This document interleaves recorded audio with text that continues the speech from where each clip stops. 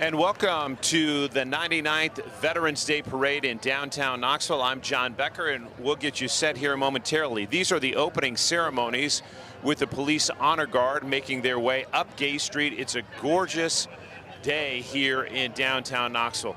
Clouds have cut the sun, but it's low 60s and about perfect for parade viewing. Again, this is a tradition dating back almost a century in Knoxville. Along with me is Mike Testerman, who's the commander of Post 2. We'll introduce you to him on camera shortly, but we want to get you set for the opening ceremonies. Again, we're going to see the Honor Guard perform. We're going to see the National Anthem as well as taps. And we'll also see some of the first veterans, newest veterans in our nation sworn in as well. I'm going to bring Mike in. He is the commander of Post 2, has been for a decade. Just for our people tuning in now, Mike, how important is this parade every year in Knoxville? It's a tradition. It's one way that us as veterans can honor the veterans that are here. That way, the people that are in the parade, we're here to honor the veterans that are showing up from here in town. We are lucky to have you, Mike, because this is the guy in charge of setting up all the entries. We have close to 90 this year. We're going to listen in to the ceremonies and let you listen in as well, and we'll be back momentarily.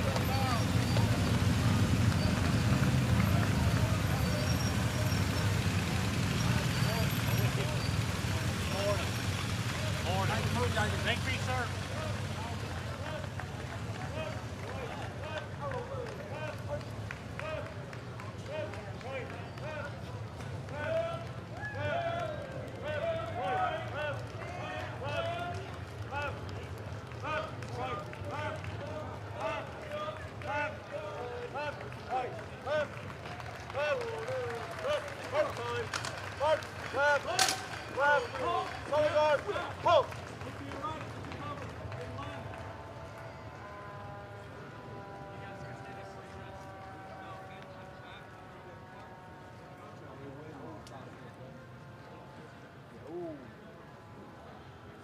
Welcome to the 99th Annual Veterans Day Parade, organized by American Legion Post Number 2 with strong support from the City of Knoxville, Knox County, and citizens.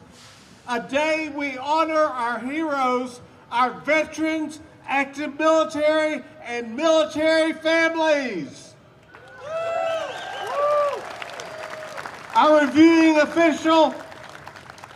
Our reviewing officer is Vice Admiral Ross Myers. Thank you, Ross. Our colors are presented by the Lieutenant Army ROTC Dragoons, and the invocation by Pat Paulus, and the anthem will be performed by Amy Brock. A 21-gun salute from the Knoxville PD Honor Guard, and taps by Noah Tudor.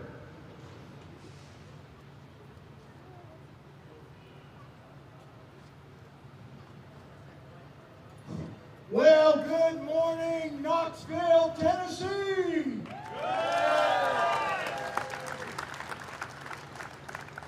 Would you join me for a moment of prayer?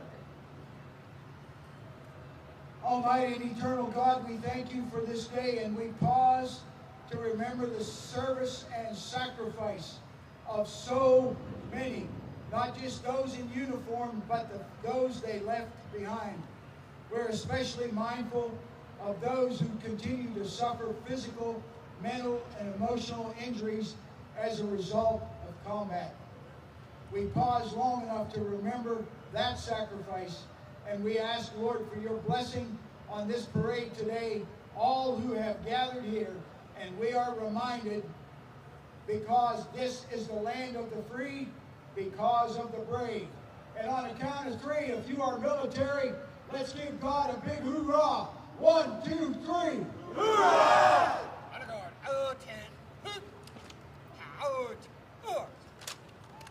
Raise it! Freeze it! Colors!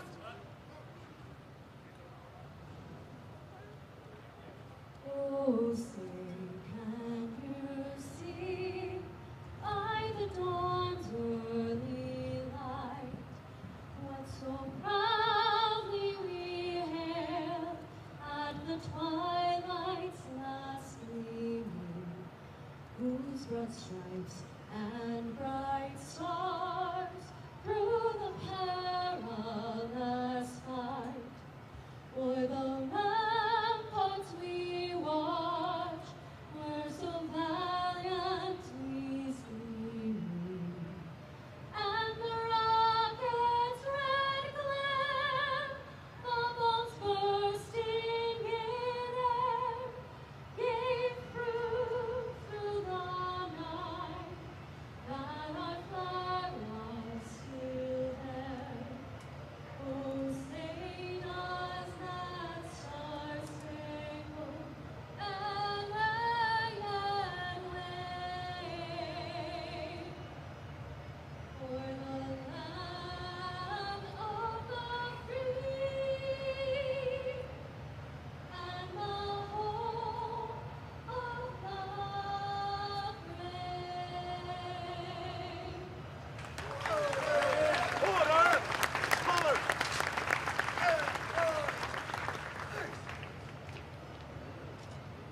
Ready! Hey! Hey! Ready! Hey! Hey! Ready! Hey! Hey! I'm going, 10, raise it! Up!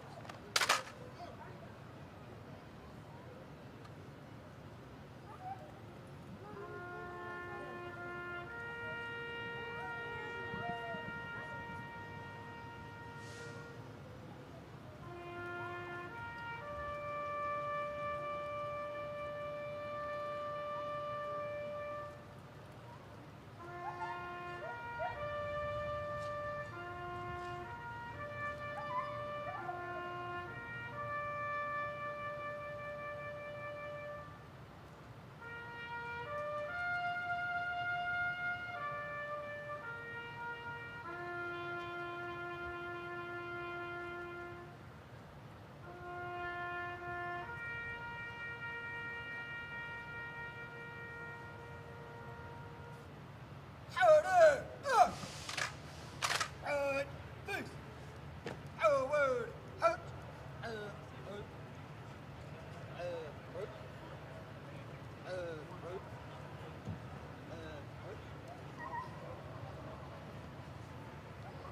Ladies and gentlemen, you've just seen the Knoxville Police Honor Guard perform a 21-gun salute and taps, and we are now going to see these almost 24 cadets sworn in. Mr. Testerman, explain the significance of what we're about to see. This is our newest corps of cadets that are being sworn into their military branch and military service today. We are swearing in It's an honor to have them. 24 do that. This is showing that we do new have enlistees. a lot of new kids that are coming in and a lot of people moving into the military. All right, we'll listen in to Congressman those ceremonies. Tim Congressman Burchett, Burchett is the one who will help along lead this with ceremony. the oath administered by Lieutenant Colonel Michael Wilson. Good morning. I can think of no better time for a young person to enter into the military service than on the backs and the strength of our veterans as we honor them today on Veterans Day. Young men and women, raise your right hand and repeat after me. I state your name. do solemnly swear to support and defend the Constitution of the United States against all enemies, foreign and domestic, that I will bear true faith and allegiance to the same, that I will obey the orders of the President of the United States and the officers appointed over me, according to regulations and the Uniform Code of Military Justice. So help me God. Congratulations.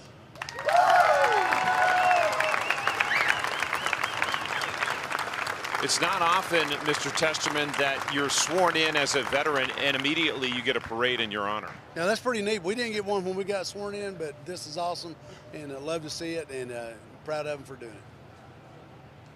Again, this will lead us off into the 99th Veterans Day Parade. For those of you just tuning in, this is one of the great traditions in this city that we have had for almost a century, again, interrupted by wars and the pandemic, but that's about it. And this is one of the largest parades we'll see in the Southeast honoring veterans on November 11th. Mike, let's talk about the significance of this day. It's the 11th hour of the 11th day of the 11th month, and that holds deep meaning. Yes, that was originally started the Armistice Day, and then was declared Veterans Day later, a few years later. And it's just a chance for us to come out and honor those who served, who have served, and are continuing serving. That's starting after World War I, supposedly the war to end all wars. We didn't quite see it that way, but fortunately, we have more troops home than we do abroad this year. And what's great about this scene in Knoxville is just how deep the crowd is, just looking across Gay Street, 4, 5, 6 people deep. Correct. And we're looking up and down as we were setting everything up. People have been lining up since about 9 o'clock this morning. And give us a sense of some of the last-minute changes you've had to deal with. We one of those things like that, we've had people signing up as late as 8:30, 9 o'clock last night, and then started receiving changes this morning, people showing up. The crowd saluting these new military recruits just taking the oath right at 11 o'clock. This is something they will never forget. All right, let's lead us off. The first float, Space Force. Space Force, yeah, that's the newest branch. Their recruiting is going fairly well, and several of these cadets that were just sworn in are going into the Space Force. We also see right behind them, Mike, the Knoxville Fire Department, and both the Knoxville Fire Department and the police department, at last check, about a third of their membership are military veterans. That is very true, and the first fire truck is one of their older vehicles that they've had in service for a long time, and everybody on it that's operating it or walking beside it are veterans. That's terrific. They have stepped into a career where they continue to serve. And you often see this one sort of parked out, at least you did for a while, the downtown fire station. Yes, sir. It was outside the volunteer or the KFD station there, and they bring it out every now and then to keep it running and bring it up for the parades and things like that. It's an honor to see them out.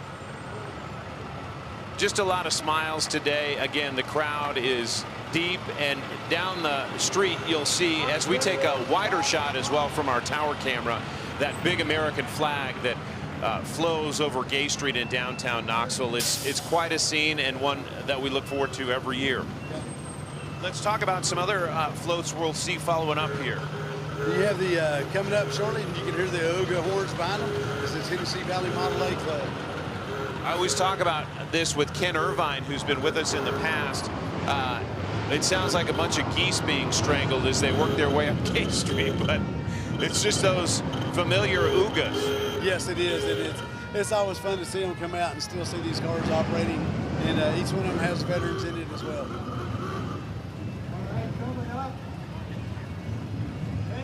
They have been such a staple of this parade, and we got lucky today because the rains held off. We've been in the rains before on this day, but it always helps a little bit when the moisture stays put, not falling from the sky with the crowd. Absolutely. It brings a larger crowd out. Some of the vehicles that normally wouldn't get out in the rain, they're able to come out and be a part of it, and a lot more people on the floats as well.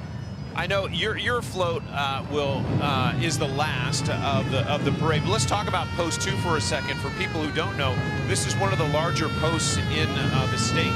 Correct. We currently have 562 paid members, and trying to grow each year. And we're one of the more active posts in the state. You know, we put on the parade, we do the Memorial Day ceremony, and several other things here in town, and we just try to be that group to serve there, continuously serving. Well, we are grateful for that. These are the Bucketeers. And again, if you're wondering who gets in and who doesn't get into the parade, you open it up to just about everybody. Pretty much anybody that wants to show up. If you showed up at 10:40 this morning and said, hey, I want to be a part of it, we're going to put you in the parade.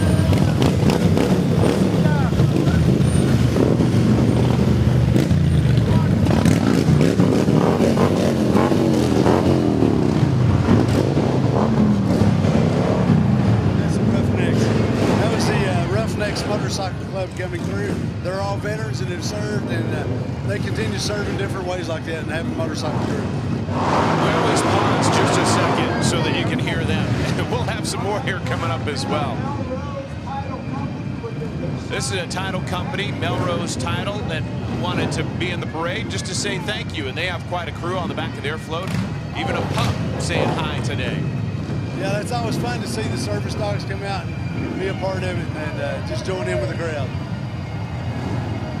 And these are some more motorcycle clubs. This is the Combat Veterans Motorcycle Association. And Mike, these veterans will often do the honors of escorting veterans home as well. Yes, sir. We've worked quite a bit with the CVA and through the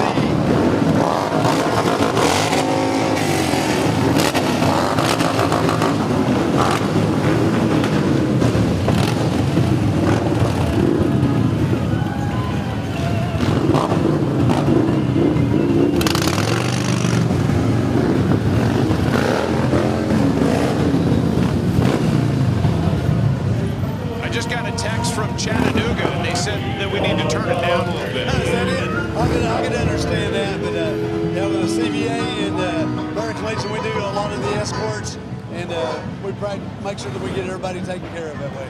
Terrific. All right, this is the Farragut Junior ROTC program. Again, Farragut takes its name from the first admiral in the Navy. And for people who aren't familiar, Mike, with junior ROTC programs, explain their significance, because we'll see several of them in the parade. Right. Basically it's a junior officer training program, and that's what the ROTC is, Reserve Officer Training Corps. These kids, most of these will go into the military. It's a pre-training for that, and they learn how to do it from the start. Carter High School has not missed a parade in a decade. Their booster club has ensured that. Sometimes bands will switch around, but not this band. They're here every year. Yes, Carter usually does. They're here every year for this. They also do the Christmas parade. Their boosters have been great to help get out here. Let's listen in to the Carter High School marching band.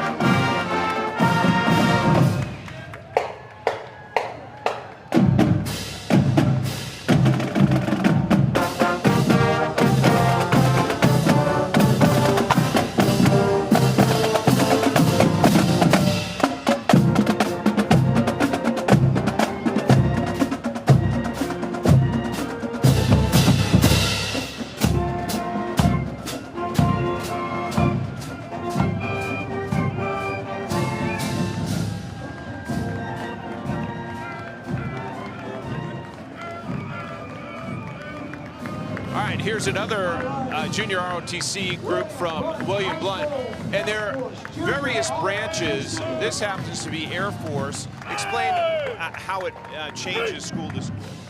Different schools, it depends on what their chiefs are available or who their instructors are. A lot of times the school will pick it as they start setting up the ROTC program.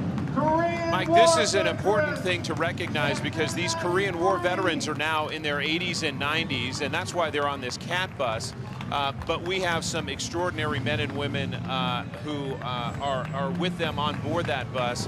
Those men who fought in that war, after interviewing several, I remember one of them saying, we used to shoot our rifles and then hold the barrel to warm up their hands. one way that they can keep their hands warm and just shoot off several rounds, heat the barrel up, and just try to hold on to it to stay warm. These are the Patriot Guard riders, another motorcycle group that's very active in East Tennessee.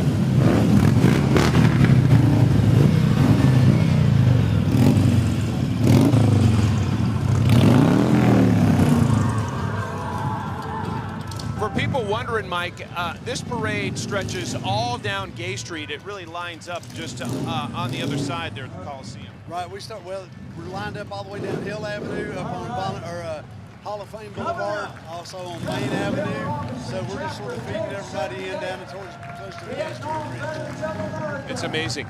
This is the Captain Bill Robinson, Chapter 1078. These are Vietnam veterans, and you can tell by the red shirts they're in. This is an amazing group of men. We had the fortune of following 24 of them back to Vietnam in 2017. For some of them, it was one of the more therapeutic things they've done. And just an extraordinary group, named after Captain Bill Robinson, who is the longest serving enlisted POW in American history, 7.5 years in the hands of the enemy, including 4 at the Hanoi Hilton. He was there long before John McCain showed up, so that chapter named in his honor. Yes, it is. And Bill Robinson, if you've ever heard him, he is a phenomenal speaker and gives a really good recap of what happened. And just to be there that long is unbelievable. 7.5 years. He looks at every day as a gift. It's pretty extraordinary. We have 3 veteran cemeteries in Knox County. This is Wreaths Across America, a grand tradition that has really caught fire in recent years of putting a wreath at the grave of every veteran. And Mike, the significance is a lot of people will say that a veteran dies twice. Explain that expression. The first time is when he physically passes away. The second time is when his name is no longer spoken. That's when he dies the second time. And when those volunteers put out wreaths at the cemeteries, they'll say the name of the veteran that they put the wreath on, and ensuring that that name is repeated again and again. That's correct. When we do the flag placement, and also for the Wreaths Across America, that's something we always tell everybody to do, is take just a moment to repeat that name, salute them if you're a veteran, and that way that they're never forgotten. This is Morning Point, and they do a lot of great care for our veterans in their final years, and we have met several at that facility who have really enjoyed their time. They're tight-knit, and they take them in various trips to ensure that they can still get out. We had a virtual honorarium flight for veterans. I mean, it's pretty extraordinary. Exactly, and it's really important for them to keep them moving, keep them involved as much as possible. And it's so therapeutic. We think we know what that is if you served in the military. A free veterans breakfast. All right, Gunner, I think you know who's coming. Gunner is the man on the mic here in downtown Knoxville. He's been here for years, a long time, Mike. And WIVK, of course, his station, and he has been generous with his time every year in coming down and helping this event get started and then really continue. Yes, he has. And he's retiring from actual on air all the time. And he said, yes, I still want to do the parade. So we're glad to have him. He always gives us a little excitement for it. And Gunner definitely brings excitement out for it. Yeah, it'd be hard to have a Veterans Day parade without his voice. He's in the past run up into various buses and spoken with veterans, and he just really puts a lot of enthusiasm in. We also, Mike, as we have this little bit of a lull, I want to talk about the Grand Marshal, because typically this parade has a Grand Marshal. This year, it's in memoriam. Yes, it is. The gentleman that was supposed to be our Grand Marshal this year, unfortunately got sick and passed away just recently. So his son is going to be driving in memoriam of him. And we said, hey, we're still going to honor him. That way his name is still spoken and we still honor him.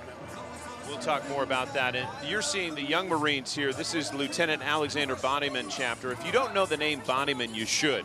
This is a Medal of Honor recipient and a man who did not have to go to war in World War II, and he did. And he was killed on one of the Pacific Islands in that fight, the island of Tarawa. And it was decades later that his remains were unearthed and then matched through DNA and then returned home here to Knoxville. Yes, that was, we were fortunate enough to take part in that ceremony, bringing him back home and welcoming him home that way with the family, and a very special time. It's really an extraordinary story. Lieutenant Alexander Bonnyman, it's a name we should all know. It's certainly one of 15 Medal of Honor recipients in Knoxville now, the latest being a helicopter pilot who was given that award this time last year from President Biden.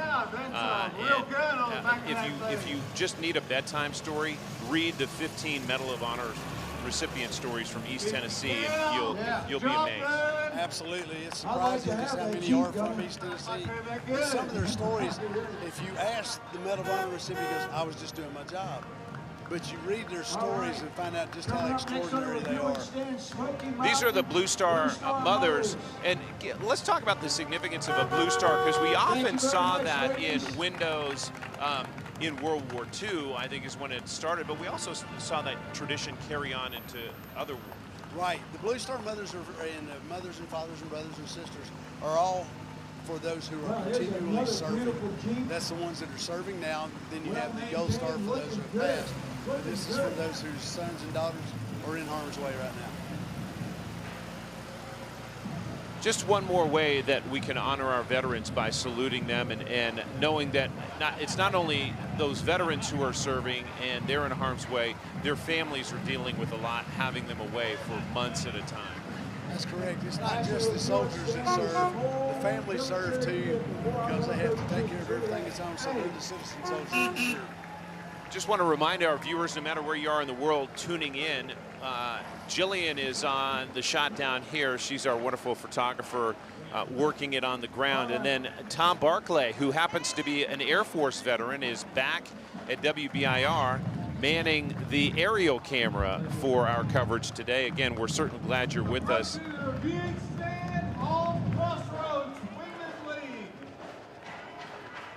Yes. The Smoky Mountain Service Dogs is a group, Mike, that has helped veterans long after they have come home from war. Tell us about these extraordinary pups. These dogs are something else. They start them out as pups. They keep them with their handlers for a long time. And then you have to qualify to receive the dogs for certain. They're trained for special things. And the dogs are phenomenal. They're always on at work. They never take a day off. And just unbelievable animals. $25,000 to train those dogs is sort of one of the minimums. We're seeing the Gibbs War Eagles. This is their junior ROTC unit, as well as their marching band followed up. Remind us how many marching bands we'll see today, Mike. I think we have 7 or 8 today. A couple others were wanting to be here because they've been changed on everything. So I think we have 8 total today. It's always great to have them. They really set the tone, and as you can hear, the crowd just loves to see a band. Who doesn't love a good marching band? That's what I'm saying. We'll let you listen in to the Gibbs High School Marching Band here for a moment.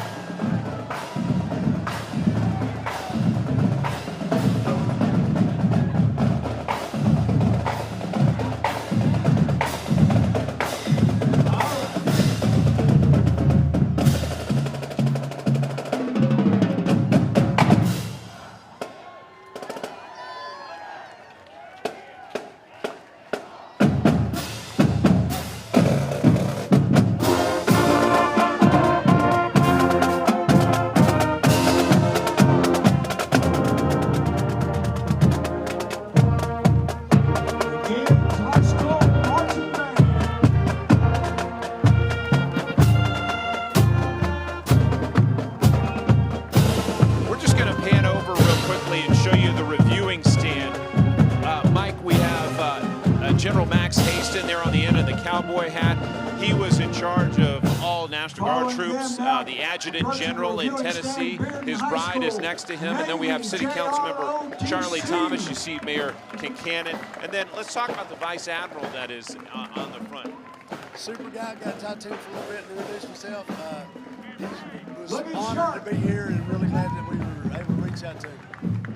Such an honor to be a part of this parade. That reviewing stand is the place for the dignitaries on this Veterans Day, but everybody else has the best seat in the house, which is on the ground and watching these young JROTC cadets rolling through. And then, yes, we're hearing the oogas again. Yes, it's Smoky Mountain Model X Love coming through, and we're glad to have them. Like I say, without the rain, it really makes it easier to come out and be a part of it. Mike, you've been here in East Tennessee for decades. What can you say about the appreciation for veterans in this community compared to other places where you've traveled?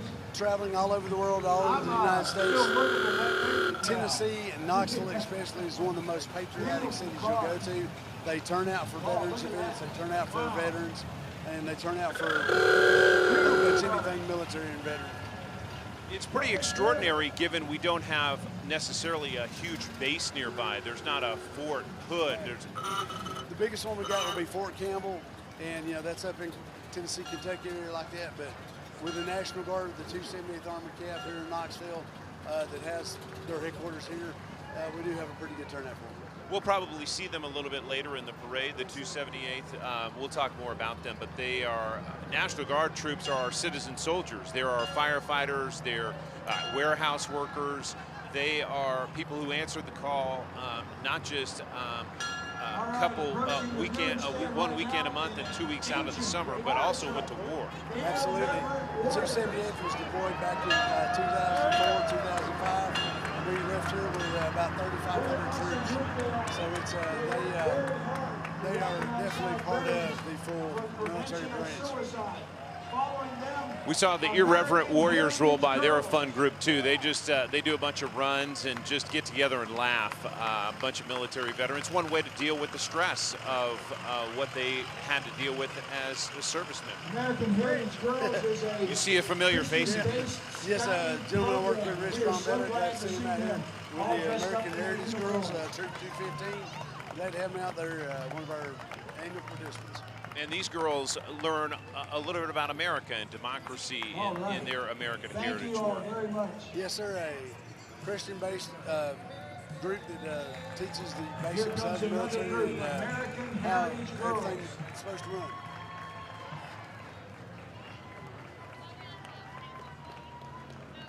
Now we're seeing a few sun breaks here, which is nice too. It's just a little treat here midway through this parade. It usually lasts about an hour or so, so we're not quite halfway through. But on float or entry number 30, if you will, Smoky Mountain Military Vehicle Club is coming up. And this'll be a flashback for a lot of folks, even a Willys Jeep here that we're seeing. Yes, that's something that we always enjoy with the military vehicle clubs like that, and you'll see a guy go, yep, I served on that, I drove one of those, or I've been in that, oh, they were horrible. You hear the stories about it, which is always a lot of fun. Yeah, that brings back a lot of memories. In fact, the largest military vehicle collection in the country, I think, outside any Smithsonian, is in Du Bois, Wyoming, at the National Military Vehicles Center there, the museum. Yes, they're phenomenal out there because they'll do, if you find one that's been lost in a barn or something, they'll help you repair it and build it back up to its glory days like that. And it's awesome to see the vehicles out here. Yeah, it's an extraordinary group. If you haven't, again, that's Du Bois, Wyoming. It feels like it's in the middle of nowhere, but it is a Smithsonian-like experience if you have a chance to walk through that museum. All right, this is the Gerald R. Clark Chapter 24, Disabled American Veterans. He was a longtime recipient of the Purple Heart. And approaching the review stand. This is crazy, Mike, but we have such a tight-knit submarine veteran group in Knoxville. Yeah, surprisingly, we're in a landlocked state with a couple rivers, and we have more Navy ROTCs and a lot more Navy veterans. 40-foot submarine. And a 40-foot submarine to go with that. That's a nice little cherry on top. I talked to Charlie Odom, who sadly has passed. He's a longtime submariner in World War II when they used diesel engines.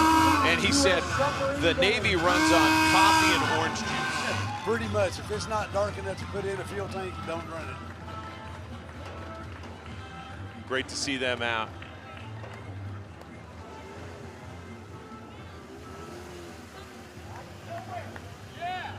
All All right, the Daughters, Knox County Daughters of the American Revolution in their chapter rolling through. Nice, sweet-looking Beamer there. And this is a wonderful group. Also working on education, Mike. That's their primary focus. Yes, it is, and to also maintain the heritage and the history and the traditions of everything that goes on through our military, and just Gunner, here's the Emory Road Daughters of the American Revolution.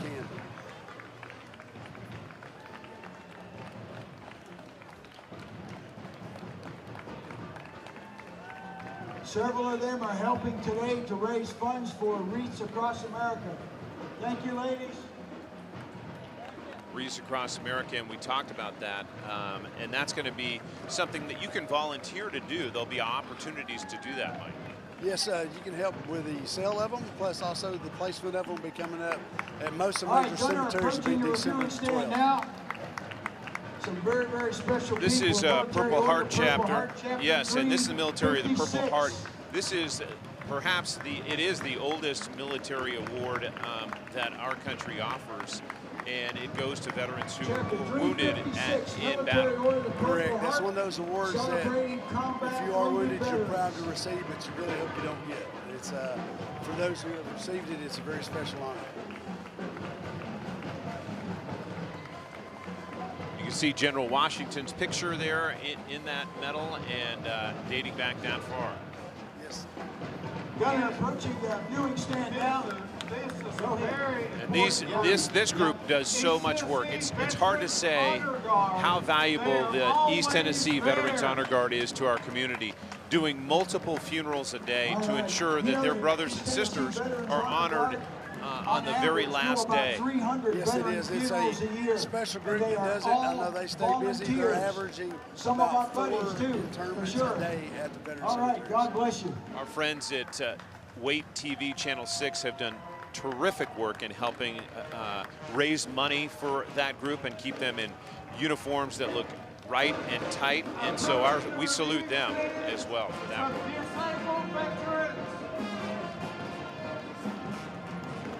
Austin East High School making their way up Gay Street in downtown Knoxville under the big flag of the fire department. These kids rock, and they are showing off their spirit and also their discipline. Again, this is a junior ROTC unit with the Air High Force. School Junior ROTC.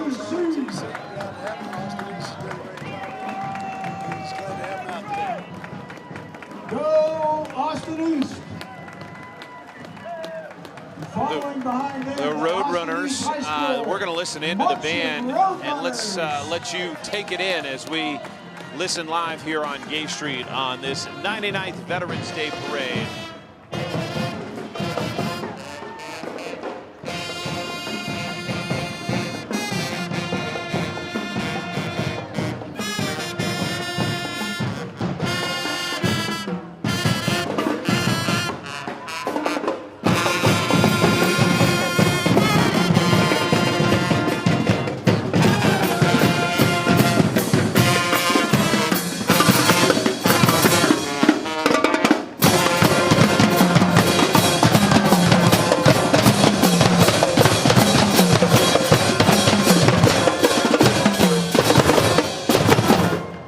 More than a half dozen bands from Knox County in the parade today.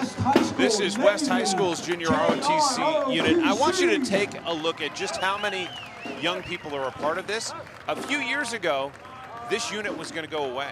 It was disappearing, and we were seeing this across our community where we were losing or about to lose junior ROTC units. They have come back, as you can see, in spades. Absolutely. My kids were a part of West High School. Senior Chief has done a wonderful job down there keeping it going and putting a lot of heart and soul into it, a lot of time. And, he's done it for 19 plus years now, so it takes a little dedication, and they've really come back strong. Just a quick appeal personally to the West High School students. We love you. I love seeing you in my neighborhood. Just slow down on Forest Glen if you don't mind.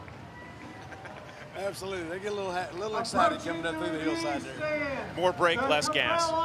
Legion of Honor. All right. The Legion of Honor here at the Kerbella Shriners Temple does a lot to honor our veterans, and the sun just broke through? Look at this. What a day. Shriners doing an incredible amount of work for children all across the country. You hear the chaplain talking about the importance of the Shriners and what they do for children. Absolutely, it's a phenomenal organization. A good friend of mine, his daughter got burned in an accident, and took a lot of time with them, did a lot of great work for her, and she turned out to be phenomenal kids. All right. Doing a great job. Well, at 11:30 on this Veterans Day, the sun is all of a sudden shining on Gay Street. How about that? Right there. Oh yeah. Again, some of the oldest footage that this community has at the Archive Center is of a Veterans Day parade after World War I. That's some of the oldest film archive that exists here, and that's how seriously that this community has taken this tradition for years. It really has, like I said, 99 years. They've had a lot of different groups come through here. The National Guard, the Army come through. They've had C-17s fly over. They've had B-51s or B-52 bombers fly over. KC-135s fly over.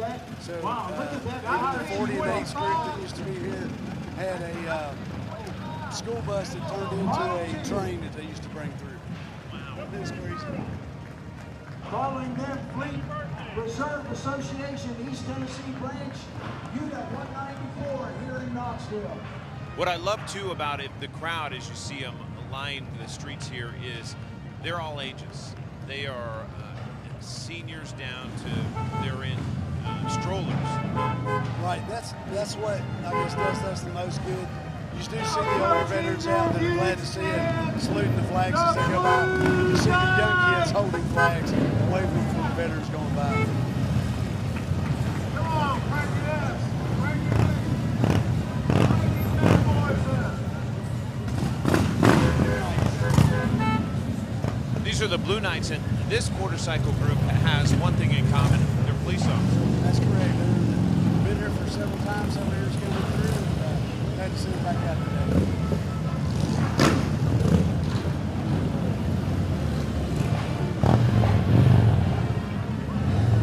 And we're looking at South Doyle coming up Gay Street here, another junior ROTC group. Mike, another thing we talk about veterans having is just an incredible camaraderie. But sometimes that's cut off pretty quickly when you separate from the military and you lose those connections. It's events like this that can help rekindle, refoster what you're working on. Absolutely. You'll see guys out here, all of a sudden we rock up to each other. Haven't seen each other in 5 years. It's like, where you been? And it's a way to get them back into it. And that's one thing we really like about the American Legion and the different branches that we have here with the VFW and the American Legion, the DAV. It's where veterans continue to serve. It's a place you come to have that camaraderie again and be able to continue to serve the community. So important to have those connections. Let's listen into Concord Christian.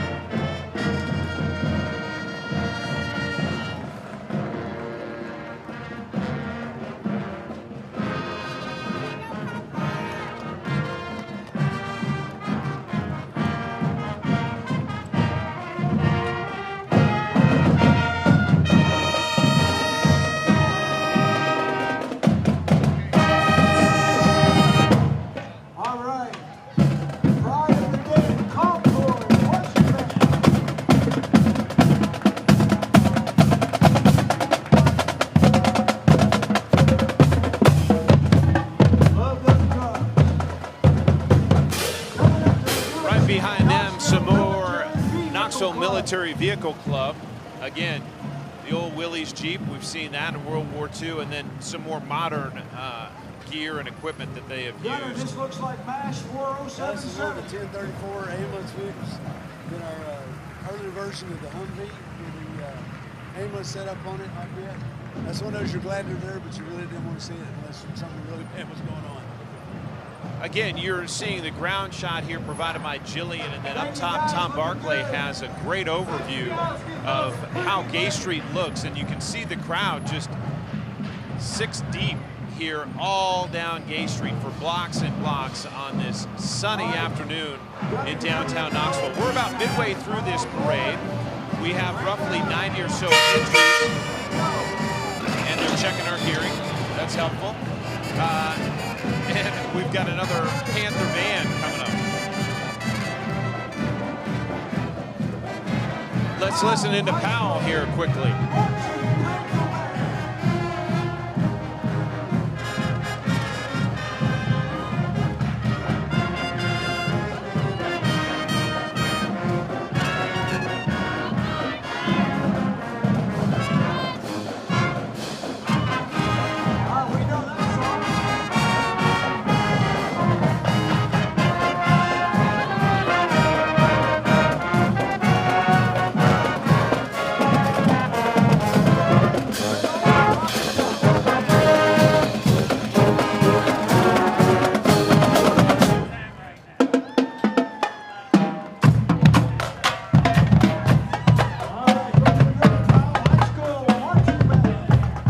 Well, Powell knows how to get everybody's attention with a song everybody knows.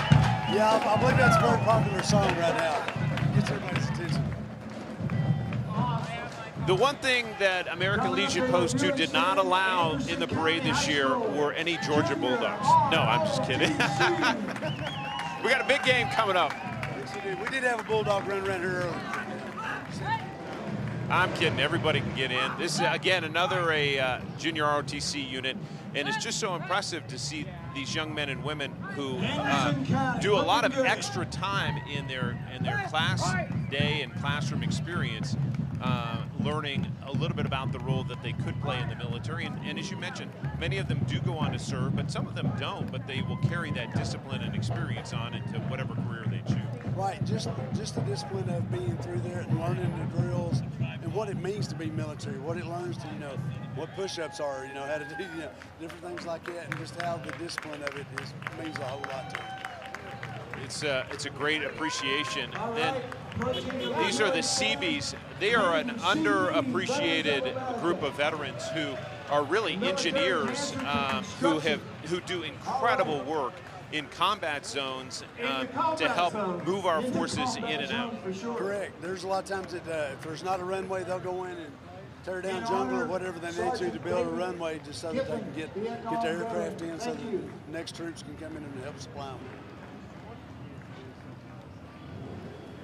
All right, Gunner, it's not a green Jeep, but it is a There's the best car. Whoa! Okay, these are some Muscle Car Ministries.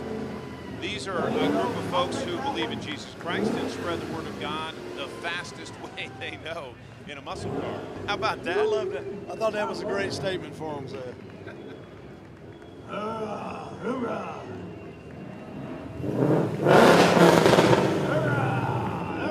Reckon y'all can catch in my ways? Yes. Yeah, this is the Scottish American Military Society. Coming up next. And again, one of the heritage groups that we have in our community that celebrate their heritage and then want to show it off for folks in downtown. Yeah, absolutely. And those guys are the real deal, and they do a lot of the opening ceremonies for the Highland Games that we have this year. Another dance team, and they're the William Blood High School dance team.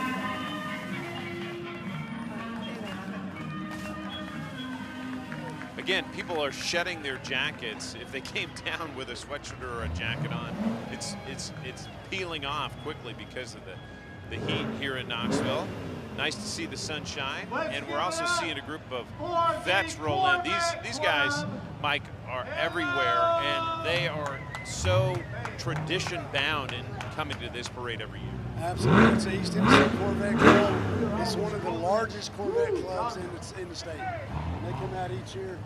We have to make sure the temperature is just right and it's not raining, but they do come out every year and participate with us. And they often have a veteran who they want to salute inside their vet. Exactly. They'll bring somebody with them. And a lot of them that are driving right now, they are veterans themselves. And as Gunner asked, I don't know if we can hear that, but I wonder if they can catch those Model A's. I believe they should be able to. They got a good chance at it. Look at that Stingray. Holy cow.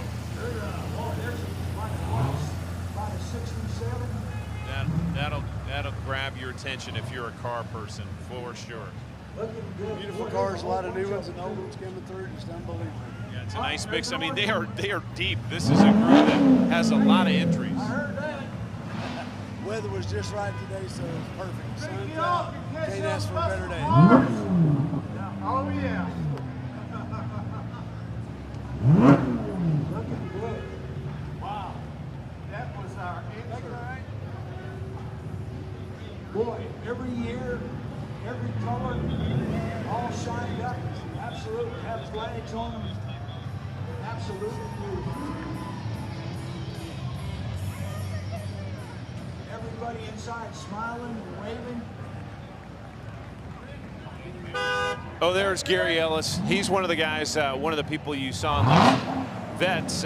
We follow back to Vietnam. He's a colonel, and it was quite an experience in 2017. If you'd like to see that documentary, it's called Facing Ghosts. If you plug that into YouTube, it'll pop up on the WBIR YouTube page, and it really gives you a feel for what it was like to be there and also what it was like to go back. So I encourage you to check that out. These are the Postal Workers Union saluting their veterans. Guys, I just see them here, we got the lights out, and everyone of the veterans who work here. And the post office couldn't find out, probably employs more veterans than any other company. So, well represented today.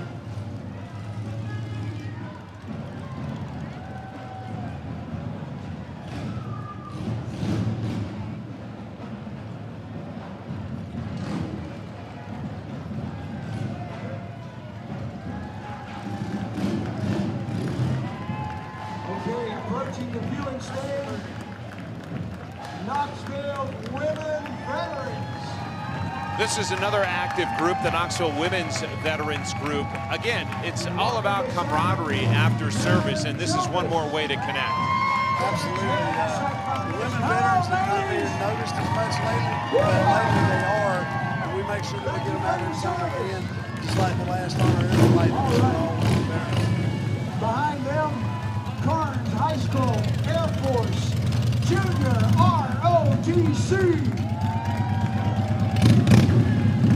Again, another ROTC unit, this one from Carnes High School, and their band is working their way up. They're one of the larger bands, it looks like, that's entered, Mike. Again, they'll flip-flop every year, do the Christmas parade or the Veterans Day parade. Then it gives them a chance, like with Carter, their booster club pays for it. That way that they have the buses available to come out and be a part of it. So Knox County works with them a little better. Let's listen in to the Carnes High School Marching Band.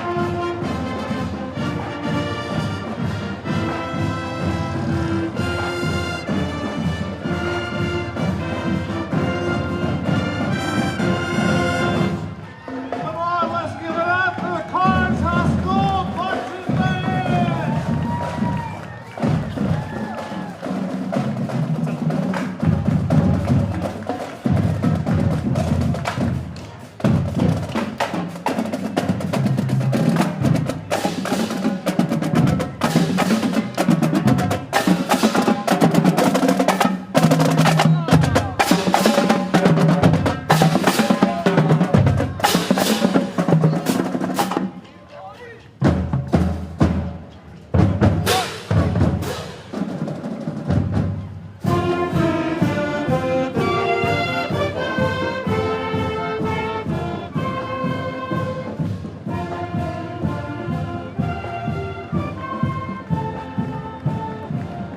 How about that?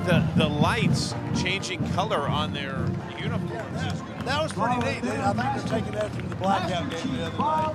Yes, a little cue from the University of Tennessee Vols doing that at the blackout game. All right. U.S. Navy. All right, this is Project Healing Waters, and an extraordinary group of fly fishermen who take veterans out to find a little peace on the water. This is another way to just encourage veterans to get outside and engage. Absolutely. I'm a member of Project Healing Waters, and they'll teach you, if you're a veteran and want to come out and learn, they'll teach you how to tie a fly, how to build a rod, how to fish, and they will also do fishing trips with you. and it's a phenomenal way to get out. They do a great job. It is. I've been a part of some of those outings, and it's really an extraordinary day for everybody on the water. You know, there's different forms of therapy. Getting out there chasing fish is great.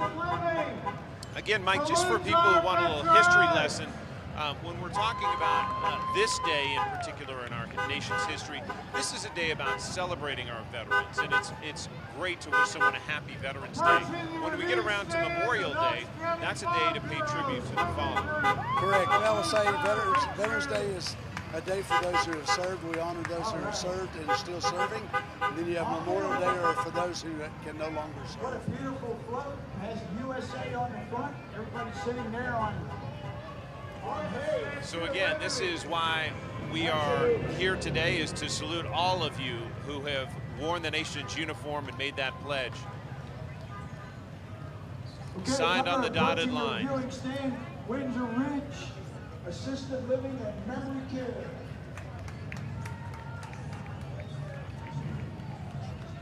Following behind them, Brunswick Boat Group. This is one of the boat makers that is in East Tennessee, and they wanted to be in, and they've got a terrific float to show off and veterans to salute.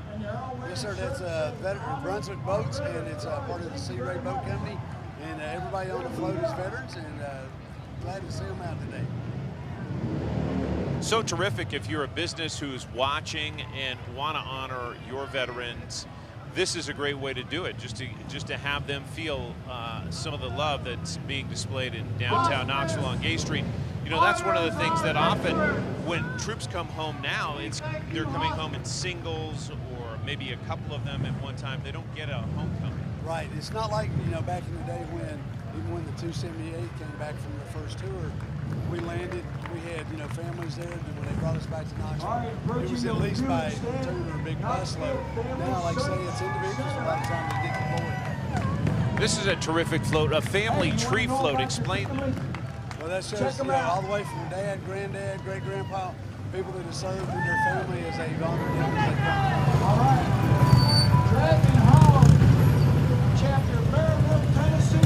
We're Maryville. Let's hear you scream that.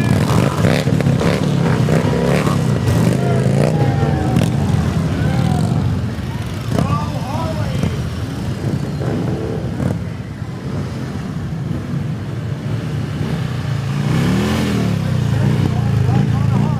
That's the Dragon Hog chapter, and they're from Maryville, just making sure their neighbors can hear them. Yeah, that's it. I think they can hear it from here. Wheeling for Warriors. How about that? Again, this is another outreach group. You can get together and do a little off-roading if you want. Absolutely. You've got a lot of the different veteran service organizations that have started. We used to just have the riders groups. Now we have jeep groups and muscle car groups and things like that. So if you're looking for a way to serve, there's always a way to serve or a way to be a part of that outreach and find that community where you can be a part of. And a lot of these groups, Mike, will go on and do some fundraisers for Children's Hospital, or they'll find a way to raise money to buy presents for children in the hurricane zone. Exactly. We've got a lot of groups that have been doing donations and receiving donations to take up to East Tennessee and Western North Carolina to help out with that up there. So it's a way to serve and a way to be a part of it. If you run into just about any veteran after their service, they still want to help. What can I do? How can I help? That's just in your blood. Yeah, it's part of it. We're always looking for another way to serve, and it just keeps us going. Because when you don't do nothing, that's when you sit down and worry about things. Looking good. Looking good. They're tossing candy down here from these trikes as well, so that's got people's attention. There's a bunch of candy. Looking good.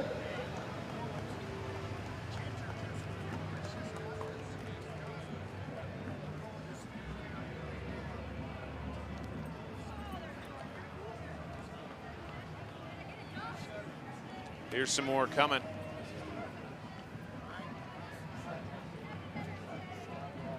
And again, you see the Democratic Party of Knox County taking part in this parade. We also see the Republicans. This is open to all political stripes and all beliefs that you welcome them. Absolutely. We don't shame anybody. If you want to be a participant in the parade, come on out. This is all a day to salute veterans anywhere and everywhere. All right. Thank you very much, ladies and gentlemen. I also want to talk about what's coming up the street. We see the Pilot Company. This is one of the larger employers in Knoxville and Knox County, and really was across the country. And they are here helping support veterans with a big contingent of people. Yes, this is their Pilot ERG group that is made up of all veterans in there, and veterans and spouses. That way, they, like you say, the spouses have served just as much as the veteran has. And this is just one of their ways to come out and be a part of it. One of the many groups and companies in our community who do employ veterans and make a point of hiring them. Absolutely. They, you get a little bit of the veterans preference on verification and stuff like that. And it's great that they do that and allows us to continue to serve in that way. That re-engagement is so important, going from military to civilian life, and it's tricky. It really is. When you first get out, you're used to, you've got a very rigorous regimen of getting up at a certain time, doing different things, and you know what you're going to wear every day. So a lot of times you go from uniform to try to have to figure out what to wear and what to do each day. It is a tough transition. Wounded Warrior Project is one that has also served veterans across the country, again, who are working on transition just back into civilian life. And as Mike mentioned, it's not easy. Sometimes you just need to lean on somebody or have somebody who understands what you went through. Absolutely. That way, people that work there, a lot of them are veterans that have transitioned into working for them. And that way, you understand what's going on. It's easier to work with. Another junior ROTC unit. Again, we're about 2/3 or so through the parade right now. Creeping up on noon. We typically finish about then or a little bit after. But the Halls High School band is coming up, and they may be one of our last marching bands of this parade. So let's listen in to the Halls High School marching band. If you're out there, Halls, we know you have it.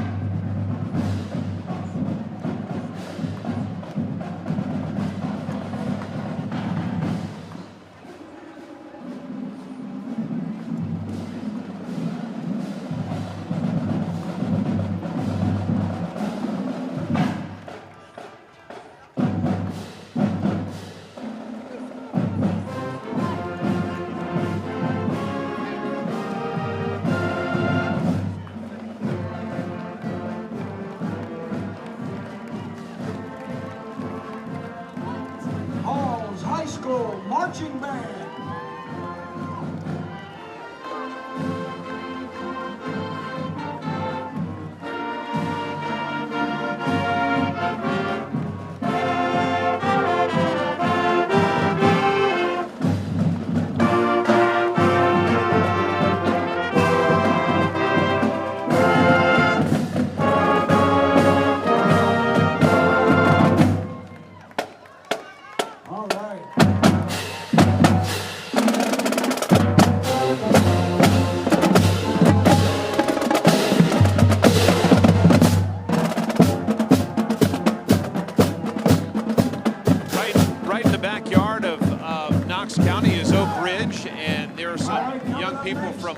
High School, again, a part of another Navy junior ROTC unit. Absolutely, we're glad to have them. This is, I think, their second or third time being in the Veterans Day Parade, and we're glad to have them this year.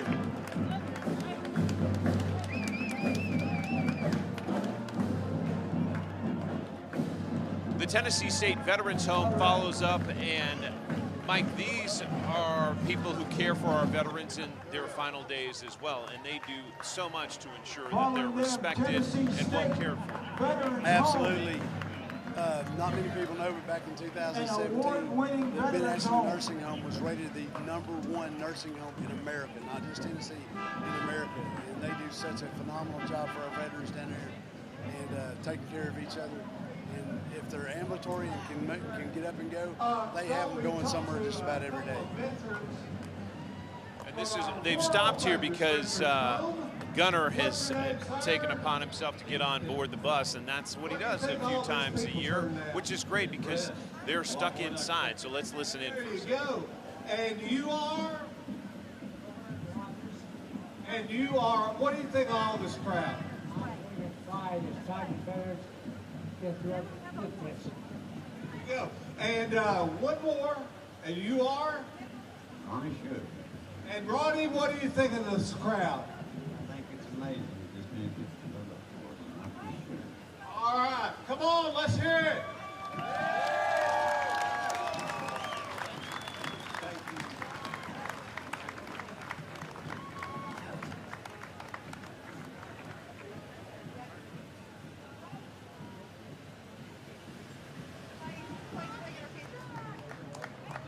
Ben Ashley, Tennessee State Veterans Home, an incredible facility. Coming up next, VFW Post 1733. VFW Post, Mike, for people who don't know, VFW, Veterans of Foreign Wars, explain the significance of that and how people enter that group. Well, the VFW is one of those services that to become a member, you have to have served boots on the ground in a foreign conflict. And so that's a little difference between the American Legion. As long as you have a good DD-214 from December 7th, 1941 through current, you can join. VFW, you do have to have that boots on the ground. Yeah, those beautiful cars. Approaching the reviewing stand, Smoky Mountain Classic.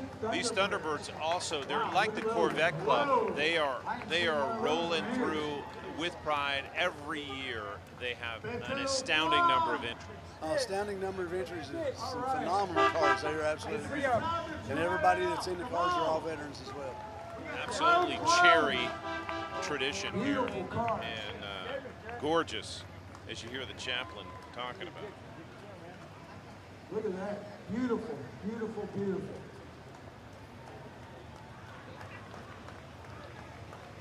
Oh, this one's got As we have a little pause here as we're watching this group come through. Mike, really a 5-minute walk from here is a memorial in downtown Knoxville to more than 6,000 men and women who have died in the line of duty, and their names are etched in stone on the East Tennessee Veterans Memorial. Explain the significance of that going in 2008 and what it's meant for this community.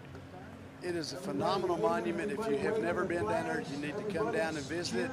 I always tell everybody to come late in the evening or early in the morning when it's quiet and the lights are on. It is an unbelievable memorial. And the significance of where it is, that's the old L&N train station. That's where a lot of people have, got on the train to go serve, and that was the last time they were alive here in the state. So it's a really solemn place and a phenomenal place to be. We talked about Medal of Honor recipients. That's the highest award that the military awards anyone in service for valor. And there are 15 people from East Tennessee who have received that honor. Captain Larry Taylor, the very latest, a helicopter pilot in Vietnam who pulled 4 Rangers out of a very tight situation, and he received that award from President Biden last fall. Correct. And to hear his story, I know you've been to our Medal of Honor evening and heard that story is unbelievable. You know, against all odds, he shouldn't have been able to pull those guys out. The good Lord had a hand on him and he brought him home. To your point, and many of these Medal of Honor recipients saying, I was just doing my job. Those were his exact words when I interviewed him last fall before he went to the White House. And he was able to receive that because men who were saved pushed for him to get that award. Yeah, it's not one that you put yourself in for it. He just said, hey, I was doing my job. Right, those guys talking 2. on the radio said that, hey, we're not sure we're going to make it out of here. He goes, nobody's dying on my watch. You're coming home. Well, American Legion Post 2.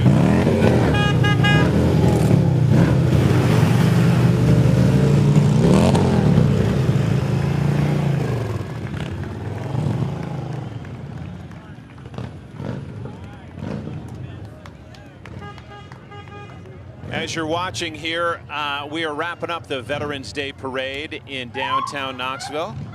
You just saw American Legion Post 2 roll by. Knoxville Police Department pulling up the rear, making sure everybody knows it's over. I am joined by Mike Testerman, a veteran of almost 3 decades, and at the post, the leader there for close to a decade. Thank you so much for allowing us to be here and hosting this every year. What's it mean to you? John, it's just a great event. You look down through here, you still got a lot of people standing around following up as the parade finished in their area. They walked on down the street, and getting to meet other veterans and seeing people out here to come out and just be a part of it, it's phenomenal. And we appreciate y'all coming out and putting it on the air for us, and Post 2 looks forward to doing it each year.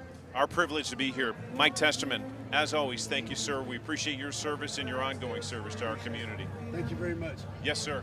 Thanks to Post 2, and for all of you who tuned in, no matter where you are around the world, we appreciate you watching the 99th Veterans Day Parade in downtown Knoxville. We'll see you back here next year, same time, same place, for number 100. Have a great rest of your day, and thank you to our veterans.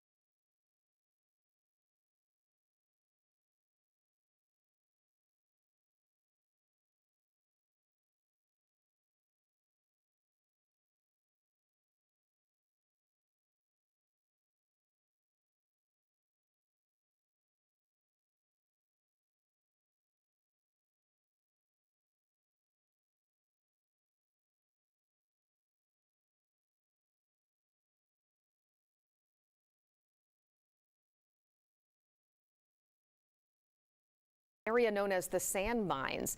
Agents say the driver was not wearing a seatbelt and was ejected.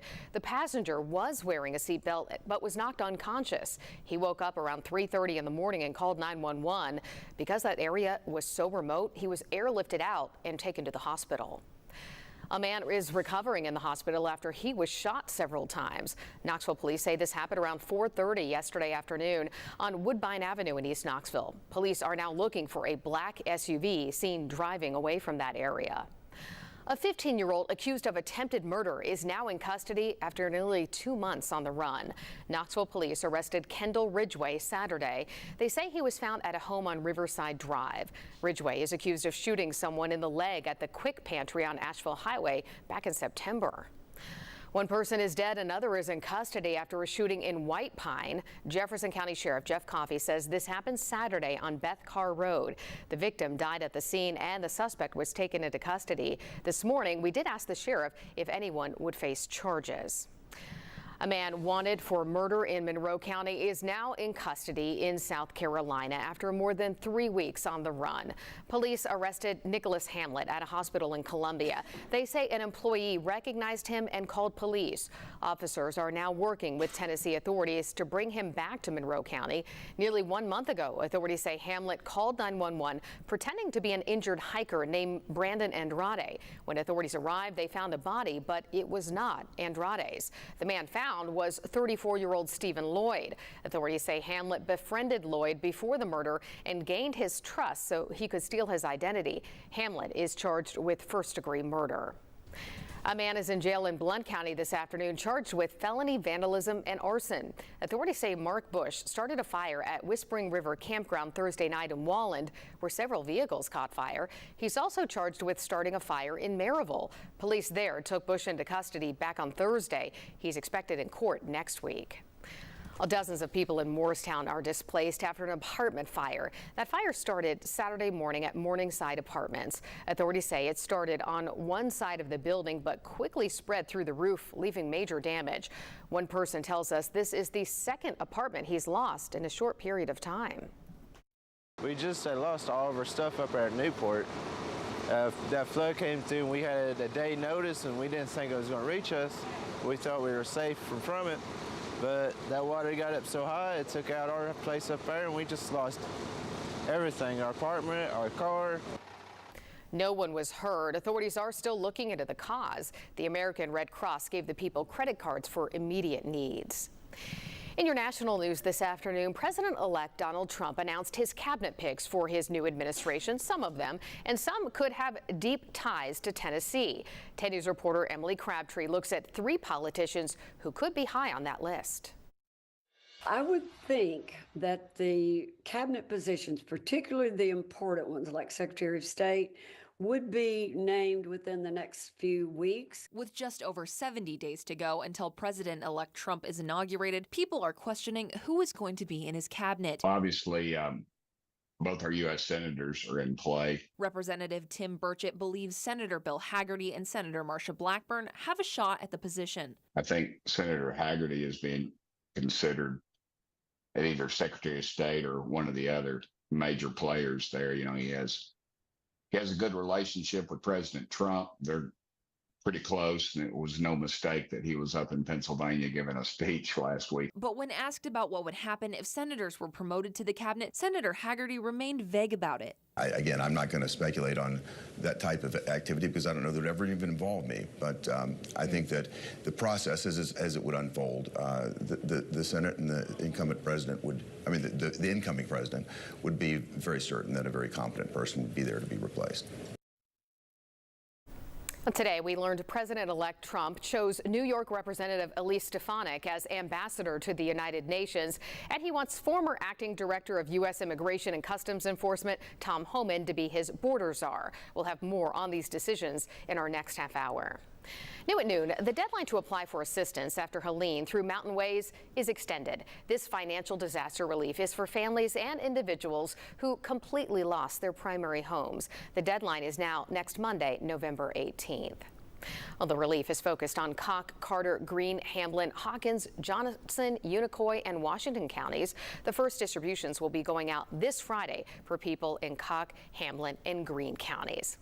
Now let's take a break from the headlines for a check of our forecast now with meteorologist Rebecca Sweet. Thank you so much, Brittany. It's one of my favorite viewpoints that we have in downtown Knoxville, the ice skating rink. Now again, this will be open the day after Thanksgiving. Lots of work to be done, but I see them every morning out there getting things prepped and ready to go. Temperatures this afternoon probably don't have you thinking about ice skating, as we do have temperatures in the upper 60s. Our average high is 62 degrees, so we're already above that average high. And this is following what was a relatively mild morning as well. Cloud cover is fading away. Sunshine will dominate our forecast as we head throughout the rest of the day, and temperatures will continue to get back into the lower 70s. Futurecast models not really picking up on much for the remaining part of the day. We will see a few clouds try to build as we go into the start of your Tuesday. Wake up temperatures tomorrow in the 40s, and then long range models do show our next chance for rain trying to slide into the region as we go into your Wednesday night. And as we head into your Thursday, highs today get into the 70s. We'll drop down into the 40s tonight. Details on your extended forecast coming up in just a little bit. Brittany. Rebecca, thank you. Right now, hundreds of people are still in downtown Knoxville there with a live look you see over Gay Street, who are celebrating Veterans Day for a parade. That is a live look now, again, from our downtown camera. This is the 99th year of that American Legion Post 2 parade through downtown Knoxville. And live at the parade this afternoon was our own 10 News anchor, John Becker. John, it ended up being a gorgeous day in the end for that parade. We lucked out about halfway through. The sun broke out. It was terrific temperatures, low 60s to start, cloud cover, but then the sun broke through and you're seeing it now. And I want to give credit to American Legion Post 2. They put this on every year. And with us is Mike Testerman. He's a veteran of almost 3 decades in the military and also 10 years as the post commander. What a day. What can you say this means to you and other veterans? I know for me personally, it is, it's a triumph that the people came out, the weather, held off for us, turned out with a beautiful sunny day like this, and just to see as many veterans were here that are here, not only in the parade, but the ones on the sidewalk. I mean, we're 6-8 deep down through here. Phenomenal day, and just it really moves you and makes you feel good about what you did. We talked about this in our live coverage, but for a community this size, the support you see for your veterans is like no other. I've been several other places across the nation, several different states. Knoxville and East Tennessee shows it how it's supposed to be done. Mike Testerman, we appreciate the time and thank you for your service, sir. Thank you, sir. Yes. Appreciate it. Always. We'll count on him next year as well. If you want to listen in on the parade, you can do so at our website, WBIR.com, and WBIR Plus. Our streaming app for those smart TVs has it as well. You can rewatch it. It was about an hour. Almost 100 entries this year. And next year, as you mentioned, Brittany, the 100th year. This is a tradition that is one of the richest in this community. In fact, some of the oldest footage on film dates back to the Veterans Day Parade right after World War I. That's it from Gay Street. Brittany, I'll send it back to you for now. John Becker, thank you so much. We appreciate it.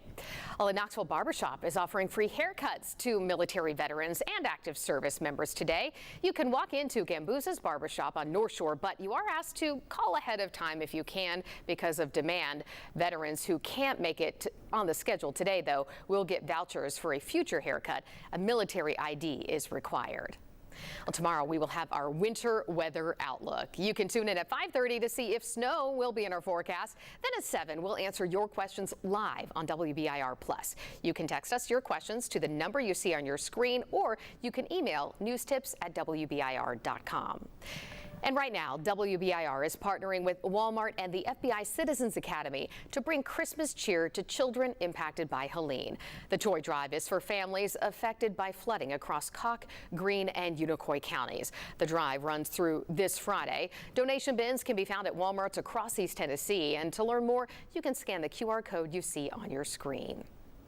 Runners hit the road in the Great Smoky Mountains for the only organized foot race in the park. Around 800 people ran, jogged, or walked the Cades Cove Loop Lope. The nonprofit Friends of the Smokies host that annual event as a fundraiser for the park. The funds go to park projects, wildlife funds, and anything else the park might need. One runner says the experience is unique and brings her closer to nature. Running through the national parks and stuff like this, and with nobody on the road at all, it's just such a beautiful scenery, and like just getting a chance to see like God's country so early in the morning. We see bears, we see deer, we see turkeys. It's just really cool. This event started back in 2017 and has raised around $500,000 now for the nonprofit. 4 new sports teams are dominating Pellissippi State Community College. We'll meet the men behind the basketball team's first year on the hardwood.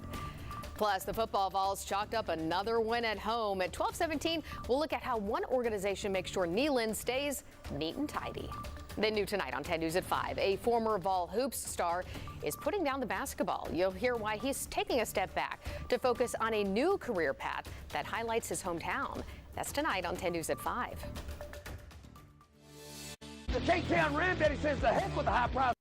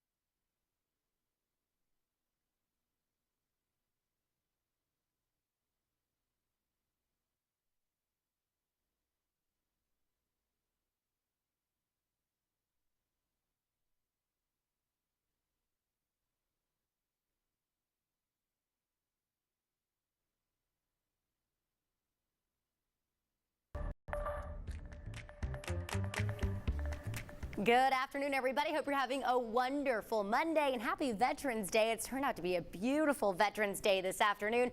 Temperatures getting back into the lower 70s, making way for our next opportunity for some rain arriving as we head into the middle part of the work week. This is our first cold front that's continuing to slide on through. A lot of this rain is coming to an end and we'll gradually see more sunshine into the afternoon. Tomorrow, more sunshine as well. Some drier air moving in from the north.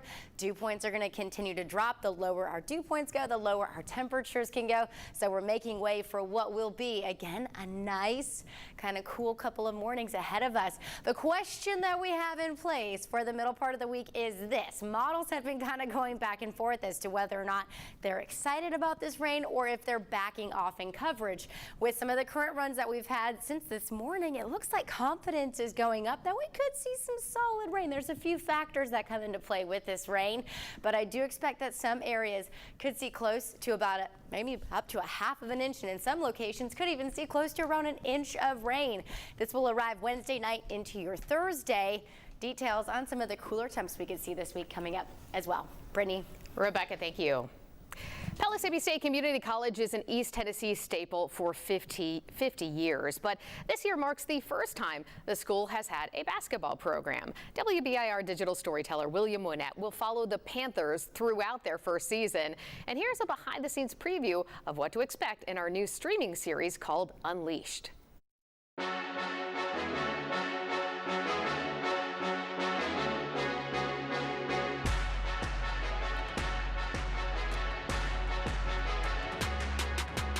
So Mississippi's been around for 50 years.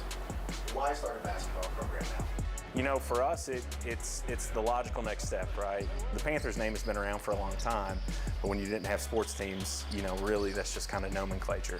You know, it's not really tied to anything. But now you can tie that Panthers name to something to support. Knock it down, Dalton. We've got local kids in the mix, so it's a good chance to see, you know, local high school students that competed at this level, you know, kind of chase a dream. As far as my out-of-state guys, those guys, everything just came in and we just all gelled together as a family. Play me on three, play me on three. 1, 2, 3. Family. They have us ninth in the conference. I think our talent and our discipline is way more higher in the standings than that. So I'm just looking forward to getting out here and just proving the conference wrong.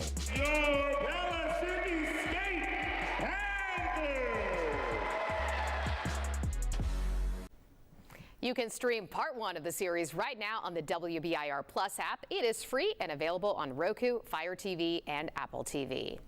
It was another win for Vol Nation at Neyland Stadium this weekend, and university staff from the composting facility helped to clean up any trash left over from game day. More than 2,000 pounds of food waste were collected Sunday morning. Workers say that's normal, and they do regularly see up to 4,000 pounds of waste per week. But with the help of a team, the waste is sorted and processed into compost. The food waste we get is from campus. We make compost out of it. That compost goes back to campus and helps beautify the landscape and grows food with the UTIA. That program offers compost to any interested program on campus. Federal agents are working with the Justice Department after several black students across the nation reported racist text messages. Students at UT are at one of several schools across the country that reported similar texts, and they do vary slightly when it comes to the texts, but some include students' names and say they've been enslaved. It's a little bit disappointing to see that it's like so open, because for them to just randomly text and call people and be like and say those sorts of things is just unacceptable. The university did release a statement saying, in part, unfortunately, we're not immune from racist messages that have been circulating nationally. We are aware of a few students who have received it. And in California, NAACP chapters around the Bay Area are denouncing those racist text messages. San Francisco civil rights icon Amos Brown says students who got those text messages tell him they feel unsafe and isolated. Now the NAACP is partnering with San Francisco Unified and the city to support black students. We got to get the community around them to making sure that we're not only helping them with their learning, but we're mentoring them on a consistent basis.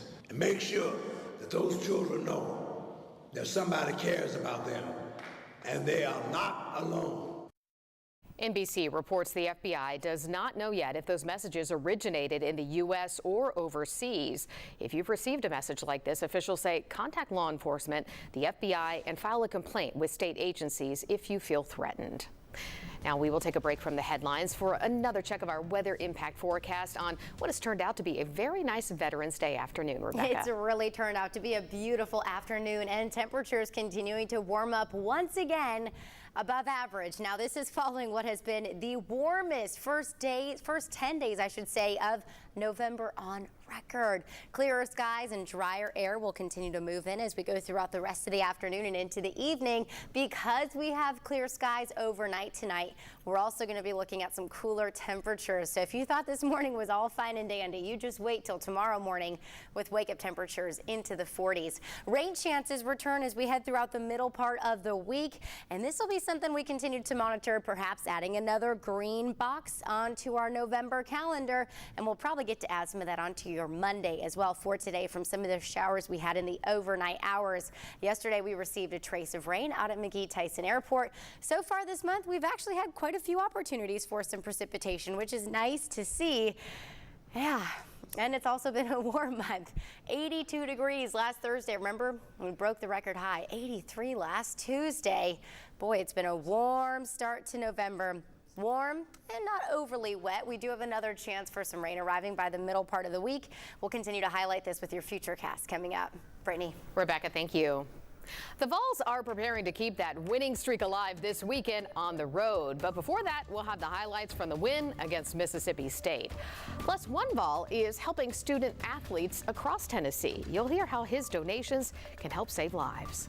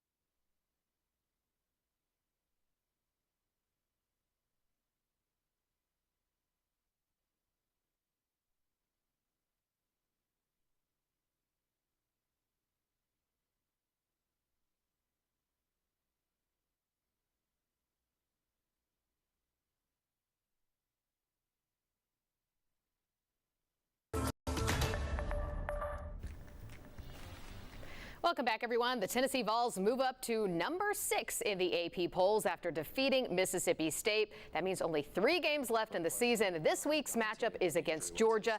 You see there head coach Josh Heupel talking. By the way, he just spoke about Nico, who you may remember went out last game. He says he's good to go with the team today and should be good for the game against Georgia this Saturday. Let's listen in now to what else he has to say. Josh, anything y'all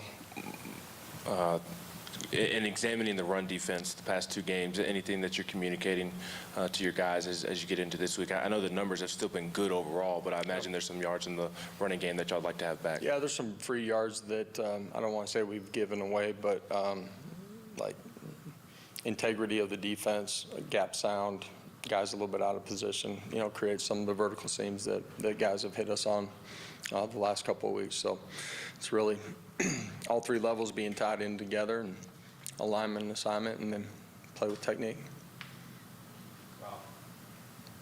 Coach, we've asked you about the defense all year and just kind of how it's shifted on that side, but can you just talk about how you played an SEC football game the other night with a walk-on at quarterback, and you won the second half, you increased the lead.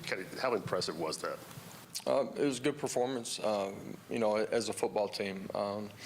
There's some things that we got to grow and be better at. But first half, did a lot of things well. Some red zone things offensively that we obviously got to correct.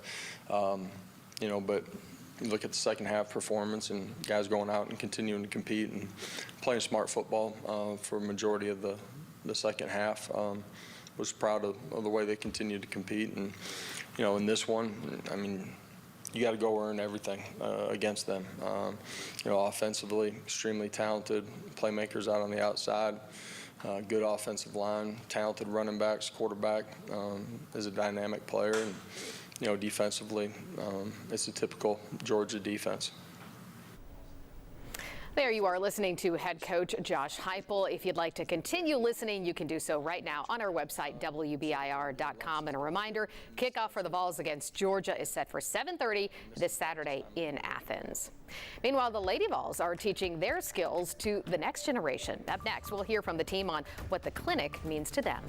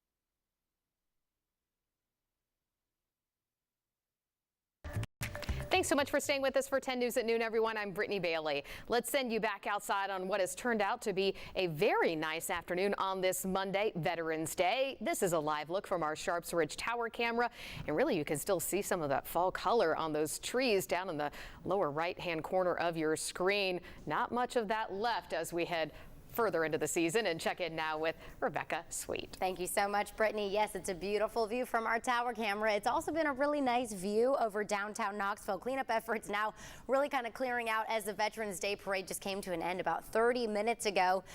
It was such a lovely day for the Veterans Parade. Temperatures warming on up into the upper 60s already. Our average high this time of year is 62 degrees. So the fact that we're already into the upper 60s just goes to show how mild it is. Cooler, drier air will be making its way into the region as we go throughout the rest of the afternoon. Forecasting more sunshine to move on in as we head throughout the second half of the day as well. You can really see a lot of those showers just not even existent as we go throughout the rest of the morning. 60s and 70s to start off the afternoon. We're starting to get some of that warmer air to move on into the region. Yesterday we had a high of 71. Today, forecasting a high a little bit warmer, likely around 72 degrees. We'll continue to have more on your extended forecast and our next chance for rain coming up. Brittany. Rebecca, thank you. We now know the identity of a man killed in Knoxville. 35-year-old Shaquille Boyd died in a shooting early Friday morning. Police did respond Friday near Harrison Street and Magnolia Avenue. Detectives are still looking at active leads in this case. If you have any information, you're asked to call East Tennessee Valley Crime Stoppers. One man is dead, another is hurt after they drove off a 200-foot rock wall. Tennessee Wildlife Resources agents say this happened Saturday night in the North Cumberland Wildlife Management area. The two men left work at a truck stop in a side-by-side off-road vehicle. They later drove off that rock wall in an area known as the sand mines. Agents say the driver was not wearing a seatbelt and was ejected. The passenger was wearing a seatbelt and was knocked unconscious. He woke up around 3:30 in the morning and called 911. Because that area was so remote, he was airlifted out and taken to the hospital. A man wanted for murder in Monroe County is now in custody in South Carolina after more than 3 weeks on the run. Police arrested Nicholas Hamlet at a hospital in Columbia. They say an employee recognized him and called police. Officers are now working with Tennessee authorities to bring him back to Monroe County. Nearly 1 month ago, authorities say Hamlet called 911 pretending to be an injured hiker named Brandon Andrade. When authorities arrived, they found a body, but it was not Andrade's. The man found was 34-year-old Stephen Lloyd. Authorities say Hamlet befriended Lloyd before the murder and gained his trust so he could steal his identity. Hamlet is charged with first-degree murder. Dozens of people in Morristown are displaced after an apartment fire. That fire started Saturday morning at Morningside Apartments. Authorities say it started on one side of the building but quickly spread through the roof, leaving major damage. One person tells us this is the second apartment he's lost in a short period of time. We just lost all of our stuff up there at Newport. That flood came through and we had a day notice and we didn't think it was going to reach us. We thought we were safe from it. But that water got up so high, it took out our place up there, and we just lost everything, our apartment, our car. No one was hurt. Authorities are still looking for a cause. The American Red Cross did give people credit cards to use for immediate needs.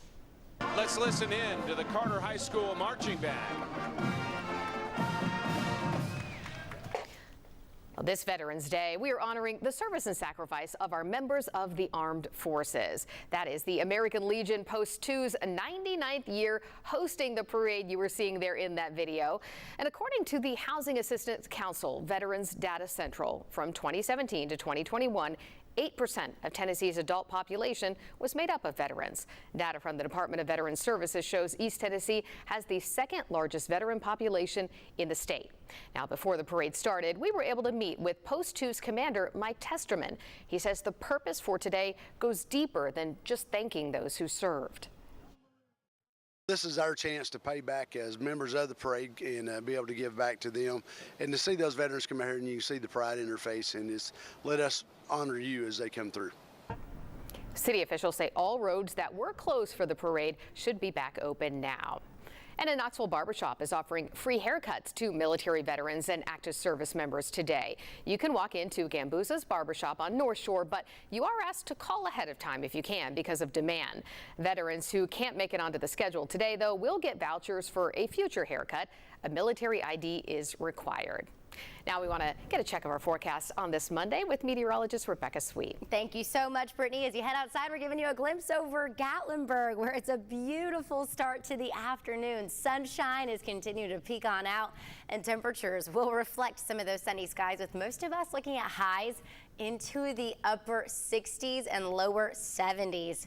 We're already sitting there this afternoon. Our average high is 62 degrees, so we're already above where our average high should be, and we're really just going to continue to see this nice little warming trend carry on for the rest of the day. If you have some clouds in your area, just wait a little bit. Those clouds will clear on out. We'll gradually see clearer skies as we head into the overnight hours.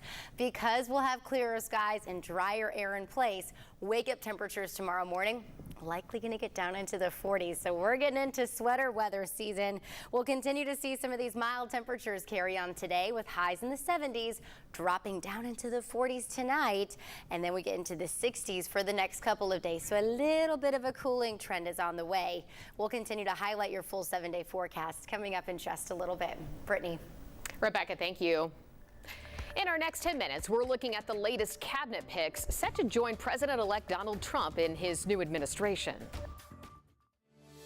Some things are complicated. Rocket science isn't easy. Brain surgery takes practice, and splitting the atom was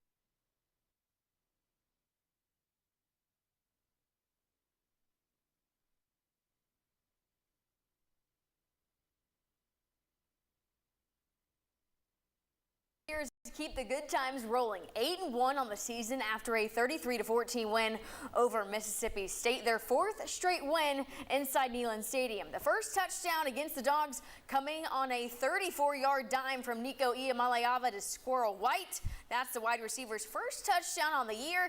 And to make it even better for the junior, well, exactly who was watching. After the game, White saying just how special it is to have his son finally watching him reach the checkerboard. It was amazing. I know he was watching, smiling and stuff like that in the stands. But it's a great feeling just knowing that he in the stands watching me each and every opportunity I get just to put a smile on his face when I'm on the field. I do it for him. And on the hardwood, some Lady Vols getting the chance to coach some potential future Lady Vols this afternoon at Austin East High School. Girls Inc. and the Lady Vols hosting their second annual girls basketball clinic. Tons of smiling faces learning some ball handling skills, passing drills, shooting drills, and of course, you know, they had to learn some Lady Vol defense as well. This clinic means a lot to those little girls, but it also means a lot to the Lady Vols as well. You can get caught up in the hype sometimes just from, trying to be on ESPN or trying to have, those sports center moments. So just being able to come back to like a high school like this and be with Lady Vols for life and just play with the girls definitely like keeps us rooting our community and like thankful for everything that we have. Such a fun day over at Austin East. Now you can catch the Lady Vols back in action at the Food City Center on Tuesday night as they host MTSU. Tip-off is set for 6:30. And the Vols will be featured on ESPN College Game Day this weekend. The broadcast team is headed to Athens for the Tennessee matchup with Georgia. Kickoff is set for 7:30 Saturday night. A Vol is stepping up off the field. Wide receiver Brew McCoy teamed up with Huddle for Hearts to donate AEDs to student-athlete organizations, schools, and other groups. The organization is a partnership between McCoy and the Peyton Walker Foundation. The mission is to raise awareness about sudden cardiac arrest. When other schools can see the benefits of what we're doing, and they can see, the SEC network featured Brew in our Huddle for Hearts partnership about 2 weeks ago. Beautiful story done. So it really kind of summarized everything that we're doing, and it motivates others like, oh, that looks like a great program. What can we do similarly to help raise awareness and save young lives? McCoy is the first athlete partnership for that organization. President-elect Donald Trump is now projected to take all battleground states this election. Up next, we'll see how the White House is preparing for his second term. Plus, FEMA fired an employee who mixed politics with hurricane relief efforts. You'll hear what happened in Florida. Getting into the shower doesn't have to be dangerous. Falls in the bathroom are a major concern.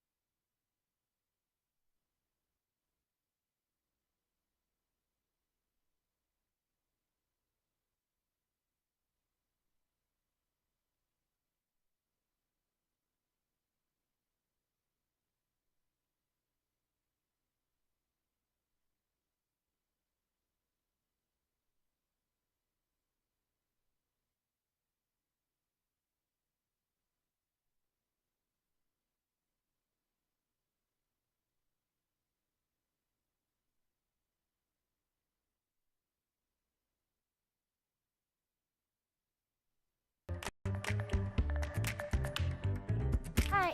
Good afternoon, everybody. As we start off the first couple of days of your 7-day forecast, we're going to continue to see temperatures nice and mild. Highs today into the lower 70s. 60s return as we head into your Tuesday and Wednesday. Cold front is exiting the region. We're going to continue to have more sunshine on the way for the rest of the afternoon. And that's exactly what we're seeing across the area. I mean, it's turned out to be a beautiful afternoon. High pressure is going to be moving in from the north in this area of high pressure is going to help to draw in some cooler and drier drier air, the lower our dew points go, the lower our temperatures can go. And this is something we'll continue to watch for the rest of the day today, tomorrow, and most of your Wednesday. Now, there is a little bit of some question as to how much rain we're going to be seeing by the middle part of the week. Some of our models, like this one, really excited about the rain. We are going to continue to see those winds make a little bit more of a shift out of the south, helping to draw in some more of that warm, moist air. There's a couple little factors that could be in play that could inhibit us from reaching all of that moisture, but we're going to continue to watch.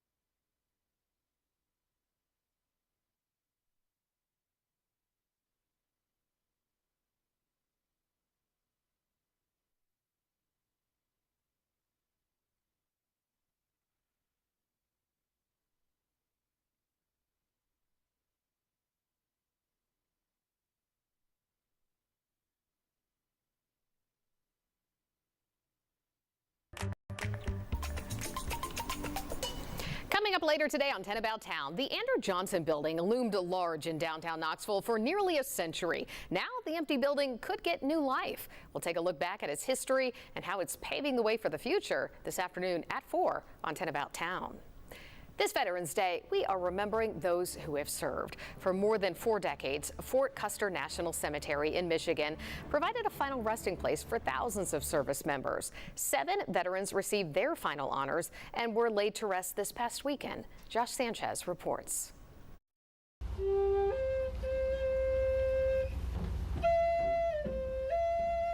PFC Kenneth Blake, United States Army.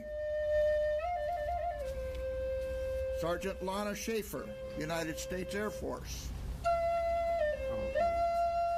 Lance Corporal Jerry Robinson, United States Marine Corps. ETN 3, James Morris, United States Navy. Heroes who have served our nation. Veterans, police, fire, and active duty service members are joined by people from the community to make sure 7 unaccompanied veterans are not forgotten. PFC Sherry Shawley, United States Army. Michelle Fox, Chief Investigator at the Office of the Medical Examiner at University of Michigan Health Sparrow, says starting from the moment of death, staff are working diligently to find surviving family members. When no one can be found or the next of kin cannot take care of final arrangements, the office works with funeral homes and the Department of Defense. I know that we are absolutely doing the right thing. We wait and do this once a year. We want to make sure that we lay everybody to rest at the same time.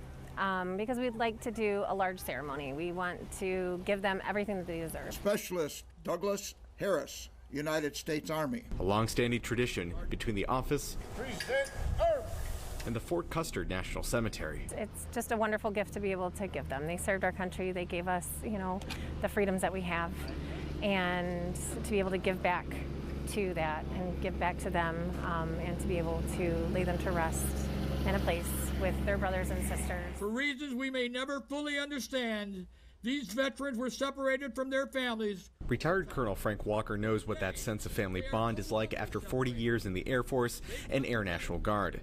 He says it's important to put together events like these to remember them. These 7 veterans that we intern today are part of our family. And we don't let a family leave this world without being recognized and let them know the love that we had for them when they were with us on this earthly world. Sergeant Frank Bursick, United States Air Force. Colonel Walker says service doesn't end after retirement.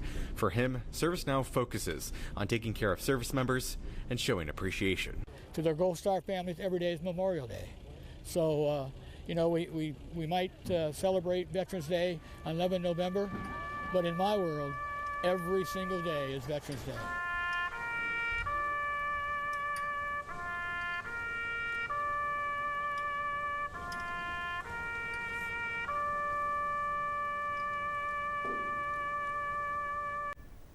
According to the U.S. Department of Veterans Affairs, Fort Custer National Cemetery was established back in September of 1943. Here's a look now ahead at what's streaming on WBIR+. At 2, we will have the Heartland series with Bill Landry. And this Veterans Day, we'll be honoring those who have served with our Service and Sacrifice series from 3:30 up to our newscast 10 About Town at 4. We have your local stories 24/7, though. It's available on Roku, Fire TV, and Apple TV. Again, you can just download WBIR+ on your smart TV. Many of us have those now. Yeah, Easy and way if you to do want it. to watch that schedule, or it's kind of like a la carte, you can pick whatever you Yeah. want to watch, and you can watch it when you want to watch it, which is awesome, folks. Hey, as you head outside, you're going to have the chance to see some sunshine in place this afternoon. Forecasting temperatures to get back into the upper 60s and lower 70s. I don't foresee a record high today. The current record is 80 degrees, but it's going to be a little bit on the warm side. More rain midweek. Rebecca, thank you, and thank you for being with us at noon. We'll see you back here at 4 for 10 About Town. In the meantime, have a great rest of your Monday afternoon.